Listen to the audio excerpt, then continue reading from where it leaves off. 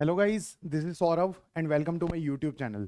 Today we are going to start with a new series of your class 12 NCERT Sociology subject. In this particular series, we shall be covering all the chapters which are given across two books of your sociology.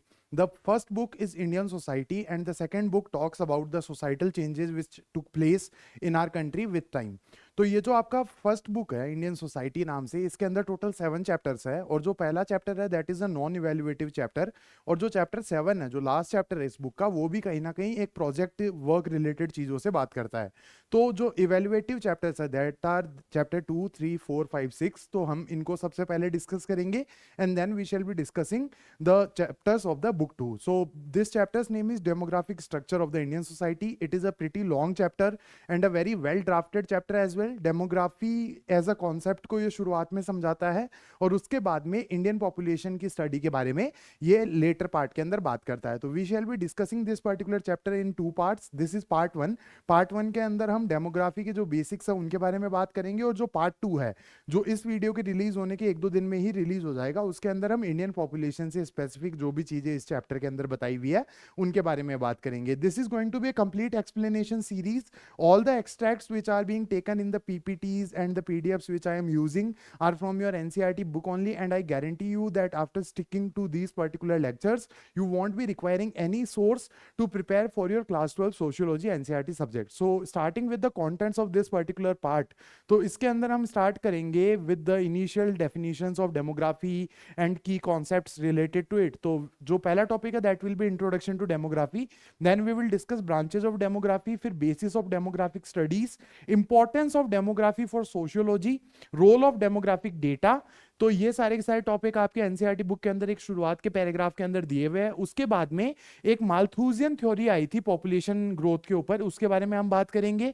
इस theory का criticism हम discuss करेंगे. Then the theory of demographic transition, की demographic concepts and indicators, sex ratio जो है इसके बारे में बात करेंगे. Declining sex ratio in India, उसके पीछे के sociological factors, age structure and life expectancy, and finally dependency ratio and demographic dividend are going to be the last topics of this particular lecture. उसके बाद में मैं आपको पार्ट 2 के topics बता दूंगा और ये जो लेक्चर है वो हम वाइंड अप कर देंगे. Now moving forward with the introduction part. So यहाँ पे देखिए इंट्रोडक्शन के अंदर डेमोग्राफी के बारे में बात हुई है. तो demography is nothing but a scientific and a systematic study of the human populations. मतलब ह्यूमन पॉपुलेशंस के ट्रेंड्स के बारे में स्टडी करना और एग्जैक्टली कितने मेल्स है कितने फीमेल्स है, what is the age structure, ये सारी की सारी चीजें डिस्कस करना डेमोग्राफी कहलाता है. तो ये ब्लू फॉन्ट के अंदर इसकी डेफिनेशन लिखी हुई है. Demography is the systematic and scientific study of human populations. अब ये जो टर्म है वो एक ग्रीक वर्ड से बना हुआ टर्म है. 2 ग्रीक वर्ड्स आर देयर. पहला वर्ड है डेमोस. डेमोस का मतलब होता है पीपल और दूसरा वर्ड है ग्राफियन. ग्राफियन का मतलब होता है डिस्क्राइब. तो डेमोग्राफी का जो मीनिंग है that is to describe people या फिर डिस्क्रिप्शन ऑफ पीपल. अब यहां पे देखिए जो मेन एस्पेक्ट्स इसके अंदर स्टडी किए जाते हैं, डेमोग्राफी के अंदर क्या क्या स्टडी किया जाता है वो हम देख लेते हैं. तो demography examines population size, population structure मतलब कॉम्पोजिशन ऑफ पॉपुलेशन के कितने मेल्स है कितने फीमेल्स है कितने बच्चे हैं कितने एल्डरली पीपल है, ये सारी की सारी चीजें इसके अंदर डिस्कस करी जाती है.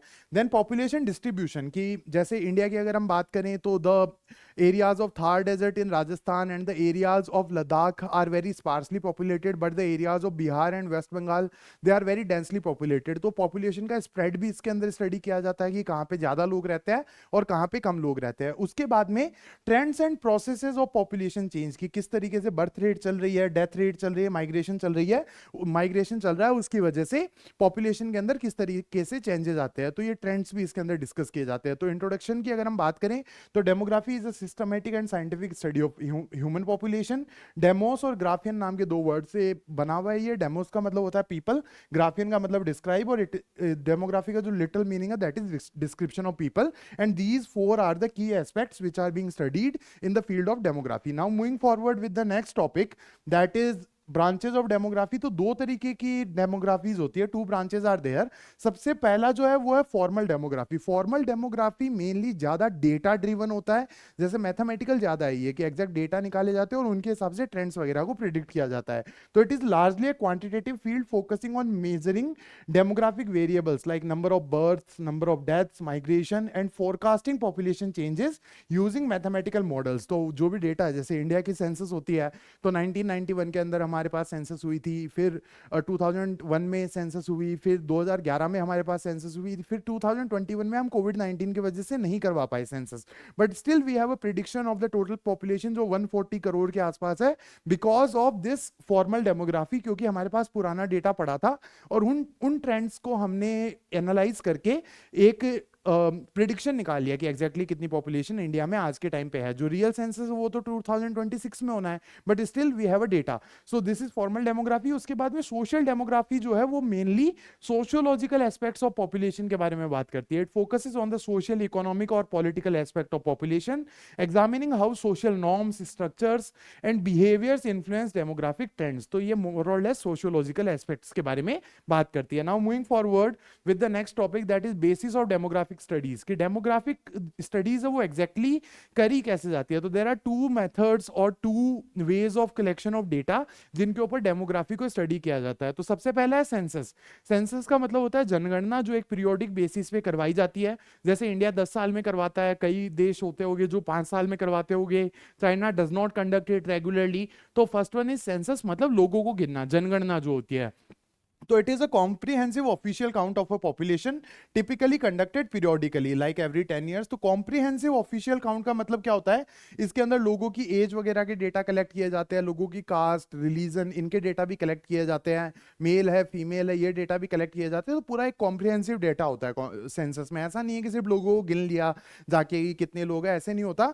पूरा कॉम्प्रिहेंसिव डेटा रखा जाता है कि कौन सी एज ग्रुप के अंदर लोग हैं और कौन सा जेंडर है, और उसके अलावा इनकम ग्रुप्स वगैरह भी थोड़े बहुत देख ले जाते हैं। These all things are there. उसके बाद में second thing that is the basis of demographic studies, surveys. Surveys का मतलब क्या होता है, data collection from a sample of population. मतलब एक छोटे से पॉपुलेशन साइज का सैंपल लेके उनसे बातचीत करके कई तरीके के सर्वे किए जाते हैं और उनसे भी डेमोग्राफी को स्टडी किया जाता है। These method systematically gather data on people residing within specified territory to track the changes and aid decision making. तो जो भी पॉपुलेशन चेंजेस है उसको भी ट्रैक किया जा सकता है, और जो सरकार की डिसीजन मेकिंग है उसको भी ये चीजें एड करती है। Now moving forward with the next thing, that is importance of demography in sociology. तो व्हाई डेमोग्राफी इज इंपॉर्टेंट, मतलब एग्जैक्टली ऐसी क्या जरूरत है कि हम पॉपुलेशन को स्टडी करते हैं, what is the exact need.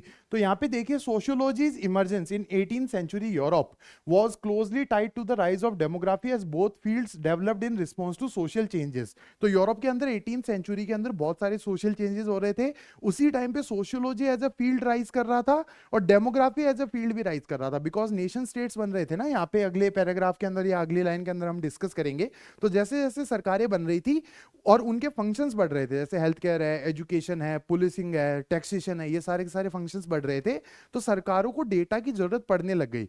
तो इस वजह से डेमोग्राफी डेवलप हो रहा था और सोशियोलॉजी भी 18th century के अंदर as a field of study develop हो रहा था। उसके बाद में देखिए, the period witnessed the rise of nation states and the evolution of modern statistical systems, expanding state functions like health, policing, taxation created the need for accurate population data to implement effective policies। तो जिस तरीके से nation states rise कर रहे थे, sociology as a field of study rise कर रहा था, डेमोग्राफी की जरूरत भी हमें पड़ने लग गई, बिकॉज सरकारों को एक्यूरेट पॉपुलेशन डेटा चाहिए था because of these particular function, जैसे हेल्थ केयर हो गया, एजुकेशन हो गया, पुलिसिंग हो गया, टैक्सेशन हो गया। इन सारे फंक्शंस को पूरा करने के लिए governments needed exact population data. उसके बाद में देखिए, hence regular collection of social statistics began. Example क्या है, जो पहला मॉडर्न सेंसस हुआ था that started in US in 1790। India के अंदर जो सेंससेस है वो स्टार्ट हुए थे 1867-72 के अंदर, और जो हर 10 साल के अंदर, डेकेनियल लिखा हुआ है ना, डेकेनियल का मतलब होता है हर 10 साल के अंदर सेंसस करवाना, वो 1881 से चालू हुए। 2011 was our last census and the world's largest census. इसको वर्ल्ड्स लार्जेस्ट इसलिए कहा जाता है क्योंकि चाइना जो है वो रेगुलरली सेंसस नहीं करवाता है, तो Indian censuses are generally the world's largest censuses. 2021 के अंदर हमारा जो डेकेनियल सेंसस, मतलब हर 10 साल में होने वाला सेंसस ड्यू था, बट बिकॉज ऑफ कोविड-19 and certain other reasons we are not able to perform this particular census and we will be conducting it in 2026। Now moving forward with the next thing, that is role of demographic data, ये किस किस चीज के अंदर काम आता है। तो यहाँ पे देखिए पॉलिसी एंड प्लानिंग, जो हमने पिछली स्लाइड के अंदर भी डिस्कस किया था कि गवर्नमेंट्स को पॉलिसी मेकिंग के अंदर बहुत ज्यादा मदद मिलती है इस डेटा से। तो demographic data is indispensable for economic planning, policy formulation and design of welfare programmes. Example, government uses this data to decide where to build new schools, hospitals, roads and how to manage the resources. तो government को exactly data से idea लग जाता है कि हमें कहाँ पे स्कूल्स बनाने हैं, हॉस्पिटल्स बनाने हैं और सारी की सारी चीजें हमें कैसे करनी है। इन इमेजेस के थ्रू भी आप देख सकते हो, मतलब मैं एक लिंक डाल दूंगा एक टेलीग्राम चैनल का इस वीडियो के अंदर, उस लिंक के थ्रू आप इन नोट्स वगैरह को एक्सेस कर सकते हो। There is a Telegram channel on my YouTube channel's name, तो वहां से आप ये नोट्स वगैरह एक्सेस कर लेना। तो इस इमेज के अंदर देख लीजिए, पॉलिसी एंड प्लानिंग के अंदर मदद मिलती है, सोशियोलॉजिकल इंसाइट के अंदर मदद मिलती है, और बियॉन्ड इंडिविजुअल बिहेवियर, इसके ऊपर भी एक पैराग्राफ है जो हम डिस्कस करेंगे। और फाइनली इस स्लाइड के अंदर एक एमाइल डर्कहेम नाम के सोशियोलॉजिस्ट थे, उन्होंने एक थ्योरी दी थी regarding the role of demographic data, उसके बारे में भी हम बात करेंगे। तो सोशियोलॉजिकल इंसाइट ये सेकंड चीज है जो ये प्रोवाइड करवाता है demographic data. For sociologist, aggregate demographic statistics provide robust basis for studying society at a collective level. तो जो भी सोशियोलॉजिस्ट होते हैं, मतलब जो भी लोग सोसाइटी की स्टडी करते हैं, उनके भी ये डेटा बहुत ज्यादा काम आता है, बिकॉज ये सोसाइटी के बिहेवियर के बारे में काफी सारी चीजें बताता है। जैसे मान लो कि किसी देश के अंदर फीमेल पॉपुलेशन लगातार कम हो रही है, दैट मींस वहां पे सन प्रेफरेंस हो सकता है या फिर फीमेल फर्टिसाइड हो सकता है, इस तरीके की चीजों के आइडिया डेटा से ही लग जाते हैं। उसके बाद में बियॉन्ड इंडिविजुअल बिहेवियर, इसका मीनिंग क्या है? डेटा लाइक डेथ रेट्स और literacy levels reveal broader societal patterns that transcend individual actions और डिसीजंस। तो जैसे बर्थ रेट्स और डेथ रेट्स है, वो एक समाज के बारे में बताते हैं। जैसे डेवलप्ड कंट्रीज के अंदर जनरली बर्थ रेट कम होती है, और उसके बाद में अगर डेथ रेट किसी देश के अंदर कम होने लग जाए, उसका साफ मीनिंग ये निकलता है कि उन्होंने अपने हेल्थ केयर के ऊपर इंप्रूवमेंट किया है। उसके बाद में जो लिटरेसी लेवल्स है वो बताते हैं कि सोसाइटी कितनी डेवलप्ड है या कितनी नहीं है, उनकी क्या थिंकिंग है। या फिर मान लो कि मेल लिटरेसी लेवल यहाँ पे है और फीमेल लिटरेसी लेवल है वो यहाँ पे है, इसका मतलब क्या है कि सोसाइटी के अंदर पैट्रियार्कल थिंकिंग है, कि थोड़ा पुरुष प्रधान समाज है, वो इस तरीके के आइडिया हमें लग जाते हैं। तो इमेल डर्कहेम नाम के एक सोशियोलॉजिस्ट थे, इन्होंने अपनी स्टडी के अंदर सुसाइड के बारे में थोड़ा बहुत रिसर्च किया था, and demonstrated that even deeply personal decisions have underlying social causes and follow predictable social patterns. While each suicide is a personal tragedy, the suicide rate can be analyzed sociologically and uncover broader societal factors. जैसे राजस्थान के अंदर एक city है कोटा, उसके बारे में कहा जाता है कि बहुत बच्चे वहां पे सुसाइड करते हैं, अब क्योंकि वो आईआईटी और नीट की प्रिपरेशन के लिए जाते हैं ना वहां पे बच्चे। तो देखो, every suicide is a personal tragedy और अ पर्सनल डिसीजन, बट वो एक ट्रेंड हमें बताता है कि कोटा के अंदर इतने सुसाइड क्यों हो रहे हैं, बिकॉज एजुकेशन का प्रेशर बहुत ज्यादा है, या फिर एग्जाम के अंदर सेलेक्ट होने का प्रेशर बहुत ज्यादा है, या एग्जाम में कंपटीशन बहुत ज्यादा है। तो these all things can be there, हम कुछ प्रिडिक्ट कर सकते हैं इससे, ये एमिल डर्कहेम ने कहा है। तो उस ये role of demographic data policy and planning के अंदर मदद करता है, सोशियोलॉजिकल इंसाइट प्रोवाइड करवाता है, और उसके अलावा भी हमें सोसाइटी के बारे में बहुत सारी चीजें ये डेटा बताता है। अब अगली जो चीज है वो है the Malthusian theory of population growth. तो एक सोशियोलॉजिस्ट थे नेम्ड थॉमस रॉबर्ट माल्थूस, इन्होंने एक थ्योरी दी थी, और सबसे शुरुआती थ्योरीज में से एक माना जाता है इस थ्योरी को रिगार्डिंग पॉपुलेशन ग्रोथ। तो इन्होंने अपनी जो एक ऐसे लिखा था 1798 के अंदर, प्रिंसिपल्स ऑफ पॉपुलेशन नाम से, उसके अंदर एक डेमोग्राफिक थ्योरी दी थी। तो इन्होंने क्या आर्ग्यू किया कि जो पॉपुलेशन है वो ज्योमेट्रिकली ग्रो करती है। ज्योमेट्रिकली का मतलब क्या होता है? दो लोग हैं तो वो चार में कन्वर्ट हो जाएगी, चार आगे चल के 8 हो जाएंगे, फिर 16, फिर 32, फिर उसके बाद में 64, 128, 256। पॉपुलेशन ग्रोथ इस तरीके से चलती है। जबकि जो रिसोर्सेज होते हैं, जैसे खाना पीना हो गया, क्लीन वाटर हो गया, हेल्थ एंड सैनिटेशन फैसिलिटीज, ये सारी की सारी चीजें हैं वो अरिथमेटिकली ग्रो करती है, जैसे 2, 4, 6, 8। तो इनका ये कहना था कि एक टाइम के बाद में जो पॉपुलेशन ग्रोथ है वो ज्योमेट्रिकली जाके बहुत ज्यादा बढ़ जाएगी, 2, 4, 8, 16, 32, 64 इस तरीके से। जबकि जो रिसोर्सेज है और फूड प्रोडक्शन है वो इस तरीके से ग्रो हो गए, तो एक इम्बैलेंस आ जाएगा, मतलब रिसोर्सेज कम रह जाएगी और पॉपुलेशन बहुत ज्यादा हो जाएगी। तो यहां पे क्या बोला? Imbalance and consequences, this inherent imbalance according to Malthus inevitably leads to widespread poverty and survival struggle. तो इन्होंने क्या बोला कि इस वजह से, इन सारे के सारे चेंजेस की वजह से पॉपुलेशन बहुत ज्यादा हो जाएगी, रिसोर्सेज कम हो जाएंगे, तो पॉवर्टी हमेशा बनी रहेगी। पॉवर्टी इनएविटेबल है, उसको कभी हटाया नहीं जा सकता, और लोगों को सर्वाइवल के लिए लड़ना पड़ेगा। तो ये किसने कहा था? थॉमस रॉबर्ट मालथूस ने कहा था। अब अगला जो टॉपिक है that is checks on population. इन्होंने ये भी बताया कि जो पॉपुलेशन है उसके ऊपर चेक कैसे रखा जाता है। चेक का मतलब वो कम कैसे होती है, रिसोर्सेज के मुताबिक पॉपुलेशन ट्रैक पे कैसे आती है। तो एक तो इन्होंने पॉजिटिव चेक्स का नाम बोला, पॉजिटिव दिखने में ही ये शब्द पॉजिटिव लग रहा है, बाकी बात बहुत ज्यादा नेगेटिव की हुई है इसमें। तो natural controls on population growth such as famine, disease and war, Malthus saw these as inevitable consequences of overpopulation. तो इन्होंने बोला कि जो ओवर पॉपुलेशन है उसकी वजह से फेमाइन आ जाएगी, मतलब अकाल पड़ जाएगा, या फिर डिजीजेस फैल जाएगी जैसे कोविड-19 वगैरह हुआ था, या फिर वॉर से लोग मर जाएंगे, और इससे क्या है पॉपुलेशन कंट्रोल हो जाएगी। उसके बाद में प्रिवेंटिव चेक्स, इसका मतलब क्या है, ह्यूमन बीइंग खुद इसको प्रिवेंट कर सकते हैं by making birth rate fall down, birth rates को कंट्रोल करो और थोड़ा देख के पॉपुलेशन ग्रोथ करी जाए, रिप्रोडक्शन वगैरह देख के किए जाए। तो these all things are there. तो voluntary measures to reduce birth rate such as celibacy और delayed marriage, Malthus believed these would not be adopted widely enough to avert disaster. तो इसने बोला कि ये इतना जल्दी सोसाइटी एक्सेप्ट नहीं करेगी, तो जो डिजास्टर है, मतलब ये वॉर हो गया, फेमाइन हो गया, डिजीज हो गया, ये इनएविटेबल है। उसके बाद में इनका कंक्लूजन क्या है? He concluded that society could not voluntarily control population growth rapidly enough making positive checks an unavoidable outcome। तो इन्होंने बोला सोसाइटी खुद तो प्रिवेंटिव चेक कर नहीं पाएगी, तो ये जो पॉजिटिव चेक है, फेमाइन, डिजीज, वॉर, ये इनएविटेबल है और ये चीजें होगी ही होगी। उसके बाद में इन्होंने बोला his theory significantly influence the early population policies. तो जो शुरुआती पॉपुलेशन पॉलिसीज थी 18th सेंचुरी के अंदर, उसको इनकी थ्योरी ने बहुत ज्यादा इन्फ्लुएंस किया। Now moving forward with the next thing that is criticism of the Malthusian theory. फिर लेटर ऑन क्या हुआ, लोगों ने इसको क्रिटिसाइज करना चालू कर दिया। तो इसके क्रिटिसिज्म किस तरीके से किए गए ये हम देखते हैं। तो पहला हिस्टोरिकल डिस्प्रूव। तो मालथूस प्रेडिक्शंस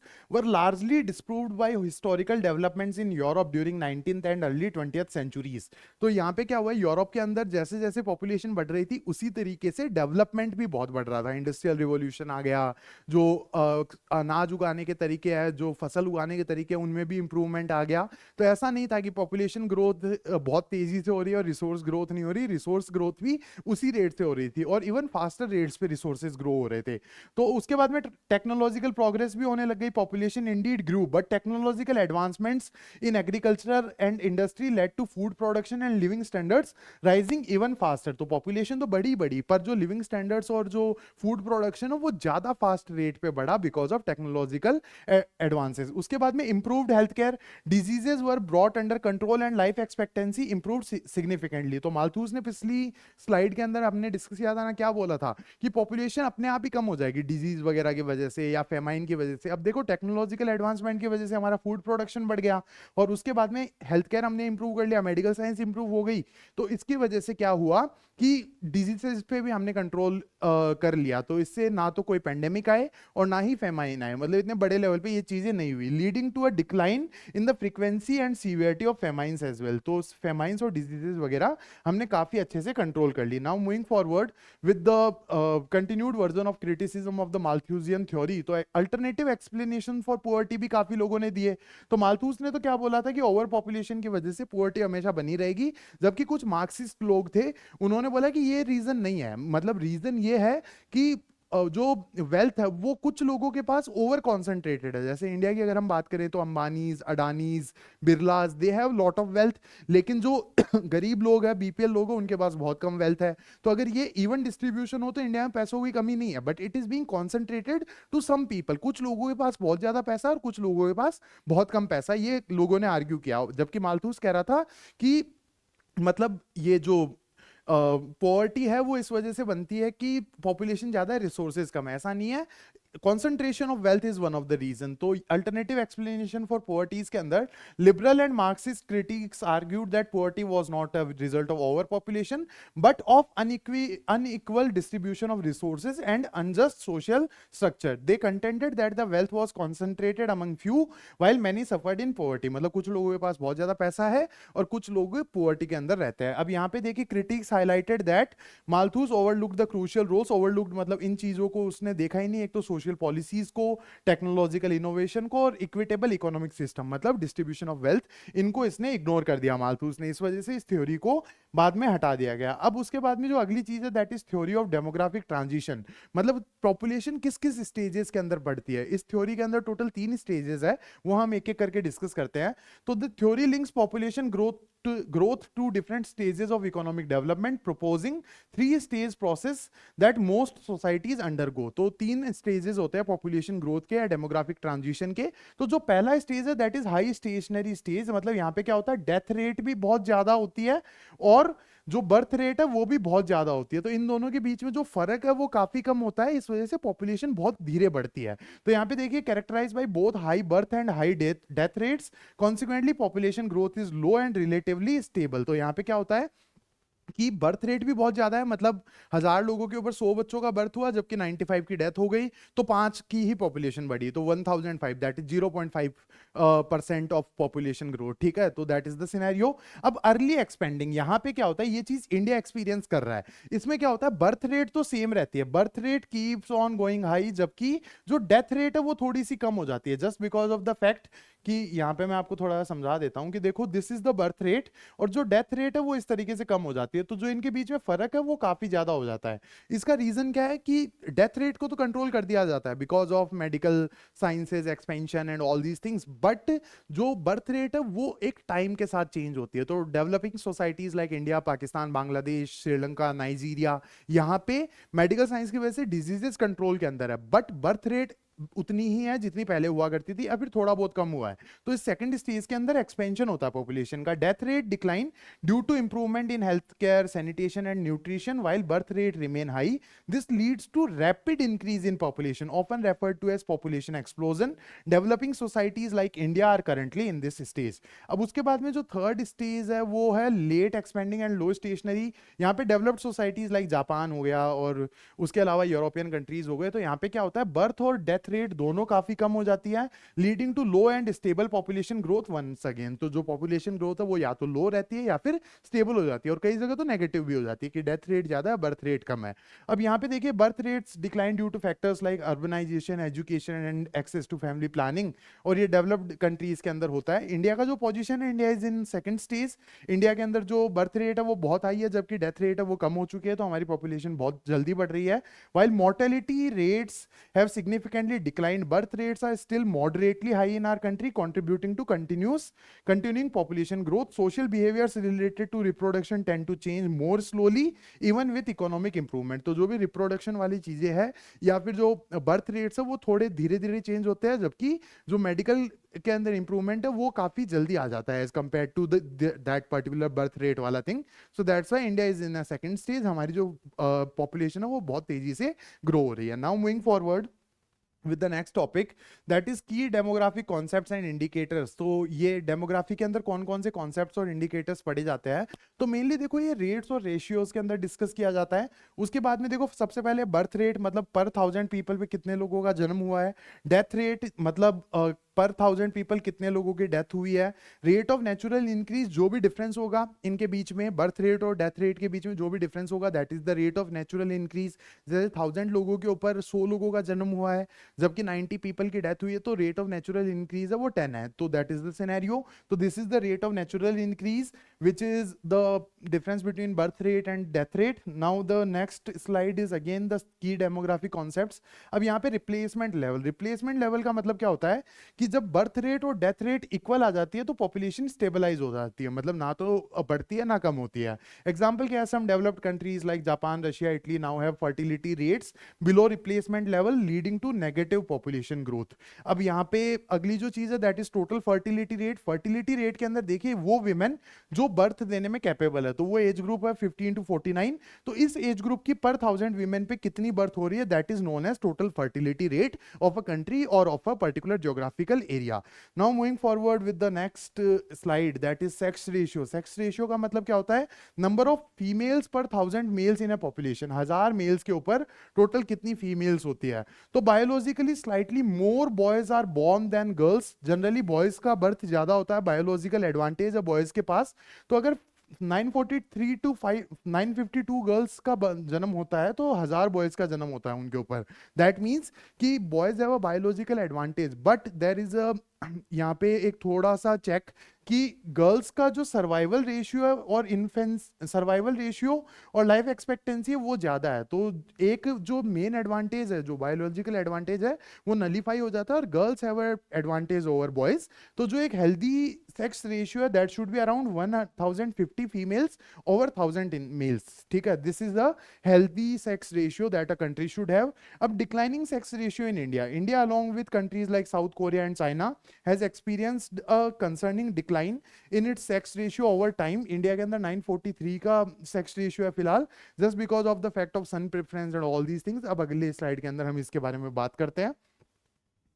तो declining sex ratio in India, तो this decline is primarily attributed to deep rooted son preference, कि लोगों को मतलब एक तरीके से फीमेल्स नहीं चाहिए या फिर बेटियां नहीं चाहिए। बेटों का प्रेफरेंस इंडिया में कोई टाइम पे ज़्यादा हुआ करता था, अभी भी है, मैं ऐसे नहीं कह रहा कि ये सामाजिक बुराई चली गई है, but still this has come down थोड़ा बहुत। बट पहले तो बहुत तेजी से इंडिया का जो सेक्स रेशियो है वो नीचे गया था।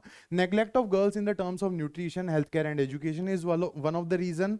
Cultural values leading to sex selective abortion and female infanticide despite legal prohibition. तो सेक्स सेलेक्टिव अबॉर्शन, जैसे जेंडर चेक करवा लिया और पता चला कि गर्ल चाइल्ड है तो अबॉर्शन करवा दिया, या फिर कोई मतलब गर्ल चाइल्ड का बर्थ हो गया तो उनको बर्थ होते ही मार दिया गया, तो दीज थिंग्स हैपेंड। इस वजह से सेक्स रेशियो काफ़ी तेजी से नीचे आया हमारी कंट्री में। लीगल मेजर्स क्या है, prenatal diagnostic techniques, regulation and prevention of misuse act, ये एक लॉ बनाया भारत सरकार ने। This ban sex selective practices and was strengthened in 2003 with stricter penalties.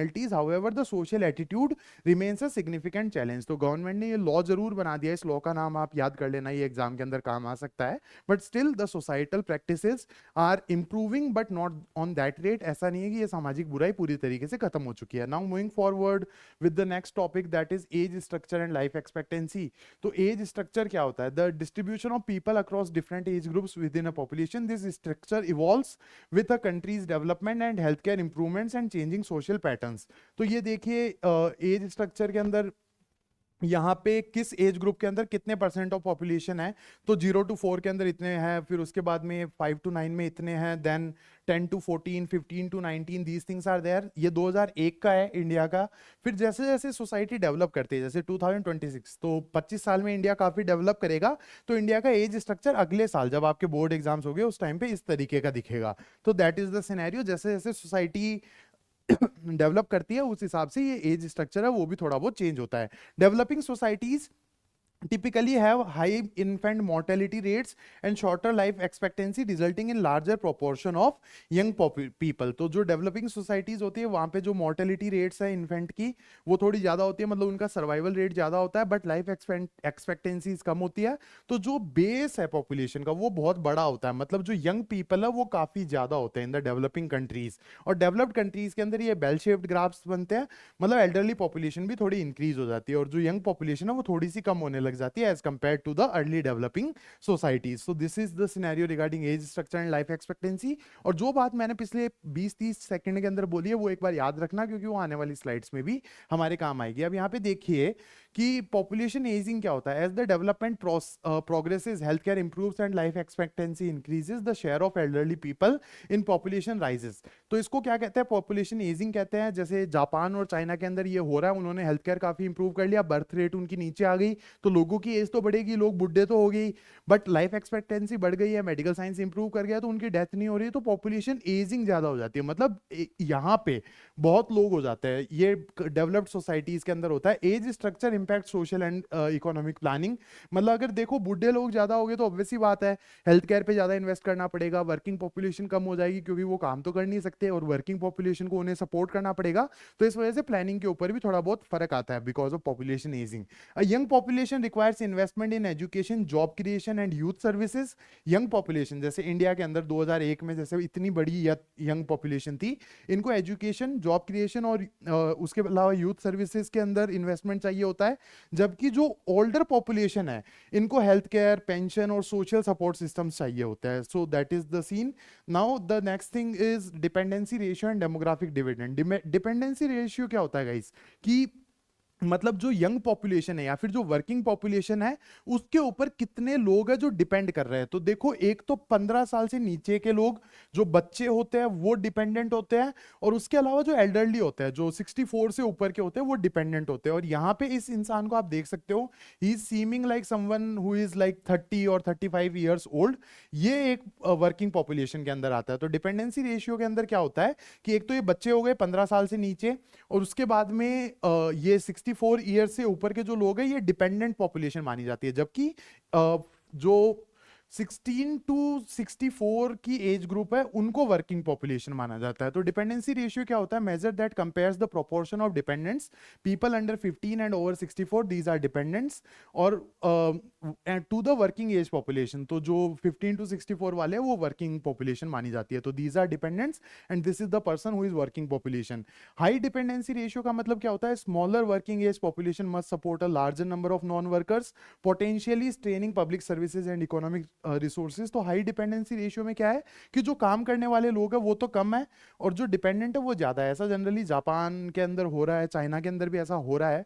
फिर फॉलिंग डिपेंडेंसी रेशियो ये इंडिया के अंदर है, indicates higher proportion of working individuals relative to dependents which can create opportunity for accelerated economic growth। तो यहाँ पे क्या है कि जो लोग काम कर रहे हैं वो ज्यादा है, जैसे इंडिया के अंदर these people are more जबकि these people are less। तो this is the scenario। अब उसके बाद में अगली जो चीज है उसके अंदर देखो, डेमोग्राफिक डिविडेंड। ये क्या होता है? That this temporary period of falling dependency ratio where a large working proportion can drive economic growth. तो इंडिया के अंदर फिलहाल जो वर्किंग पॉपुलेशन है ये लोग है वो ज्यादा है, जबकि ये लोग कम है, जो डिपेंडेंट लोग है वो कम है। तो इससे क्या है कि फास्ट तरीके से हम हमारी इकोनॉमी को ग्रो कर सकते हैं, because we have more workforce. Okay, तो टेम्पररी एडवांटेज क्या होता है? It is a temporary window of opportunity as the population ages, the dependency ratio will eventually rise again. अब ये जो लोग हैं ये भी कभी तो बुढ़े हो गई, तो इस वजह से क्या है कि ये भी एक डिपेंडेंट बन जाएंगे। बट फिलहाल ऐसा नहीं है, फिलहाल ये वर्किंग पॉपुलेशन है, वर्कफोर्स ज्यादा है, तो हमें एक टेम्पररी एडवांटेज मिला हुआ है। इंडिया को भी ये टेम्पररी एडवांटेज है। To capitalise on demographic dividend, countries must make strategic investment in education and skill development, healthcare, job creation, particularly during the period when working age population is at its peak। तो जब working age population peak पे होती है तो education और skill development पे, health care पे, और उसके अलावा जॉब क्रिएशन पे फोकस करना चाहिए ताकि इकोनॉमी जल्दी जल्दी ग्रो हो। तो that is the scene with this particular part. I guess we are done and dusted with part 1। Part 2 के जो टॉपिक्स हैं they are size and growth of India's population, factors influencing death rate in India, factors influencing birth rate in India, फिर Indian population का age structure हम study करेंगे, then the declining sex ratio in India, literacy in India, rural urban differences, and population policy of India. So these are the topics of part 2. We are done and dusted with part 1, guys. This lecture was being presented by me, Saurav Raj Viwal. I'm a graduate of National University Jodhpur and a lawyer by training, and I have studied sociology during my college time, so I have a formal training of sociology during my college time as well. So this is it. I will be back with part 2 soon, और जो भी PDFs के link है इनके वो आपको एक Telegram channel का लिंक डिस्क्रिप्शन के अंदर मिल जाएगा। Thanks a lot guys.